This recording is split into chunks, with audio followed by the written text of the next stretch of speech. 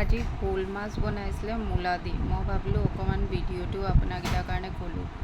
এয়া মূলা, শ্বিলঙৰ পৰা মূলা আনিছিলে। সেয়া মূলা কাটি মেলি হালধি নিমখ দি মূলাটো সিজাই লৈছে। তাৰপিছত এয়া গৰম পানী অকণমান দি এতিয়া মূলাটো উতলাই ল'ব। 80% মূলাটোতো এনেকৈ তেলতে ভাজি সিজাই লৈছে আৰু 20% এইটো পানী দি সিজাই ল'ব। তাৰপিছতে শ'ল মাছ দিব। অকণমান মূলাটো বৰ ধুনীয়াকৈ সিজাই এয়া এতিয়া মাছ দিয়া হৈছে। অকণমান জেগাটো আন্ধাৰ হৈছে, সেইকাৰণে অকণমান প্ৰব্লেম হৈছে। এয়া মূলাত মাছ দি শ'ল মাছ মূলা দি জোল বনি গৈছিলে। আপুনিকেইটা চাই ভাল পালে মোৰ চেনেলটো প্লিজ লাইক ছাবস্ক্ৰাইব আৰু কমেণ্ট এটা দিব দেই।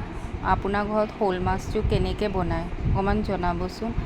নতুন কিবা এটা ডিজাইন আছে, ৰেচিপি আছে যেতিয়া ক'ব, আমি ট্ৰাই কৰিম।